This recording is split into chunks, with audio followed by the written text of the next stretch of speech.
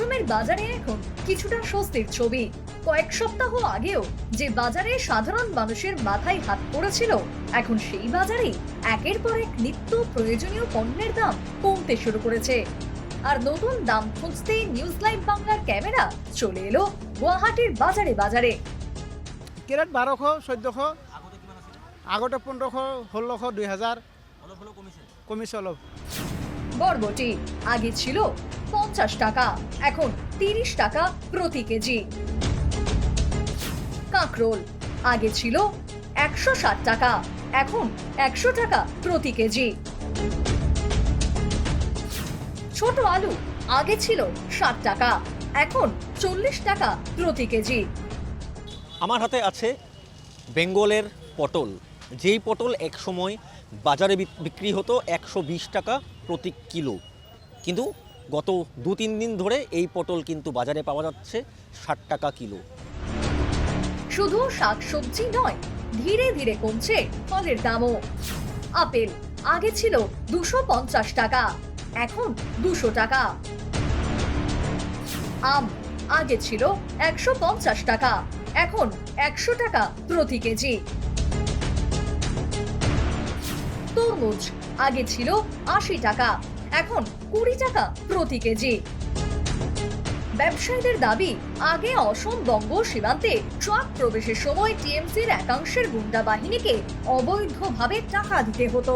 এই অতিরিক্ত খরচের চাপ পড়তো সরাসরি বাজারে, ফলে বাড়তো শাকসবজি ফলের দাম।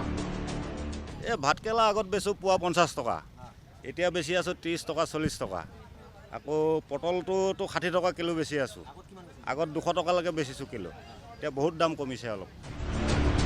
কিন্তু রাজনৈতিক পালাবদলের পর সেই তোলাবাজি অনেকটাই বন্ধ হয়েছে বলে দাবি ব্যবসায়ীদের, আর তাতেই কমেছে পরিবহন খরচ। আগে ছিল 14,000 টাকা, এখন 12,000 টাকা প্রতি গাড়ির ভাড়া। পরিবহন খরচ কমায় বাজারেও কম দামে পণ্য পৌঁছেছে। স্বস্তির নিঃশ্বাস ফেলছেন ব্যবসায়ীরা। নাই, এটা কালেকশন বন্ধ হয়ে গেছে এখন।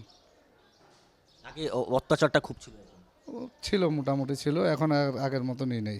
কারণ কোথা থেকে আসে? আমার বেঙ্গল থেকে আসে। এদিকে বাজারে দাম কমায় খুশি সাধারণ মানুষও। আগে বাজার করতে এসে অনেককেই হিসেব কষে চলতে হতো, কিন্তু এখন তুলনামূলক কম দামে কিছুটা হলেও স্বস্তি ফিরছে মধ্যবিত্তের সংসারে।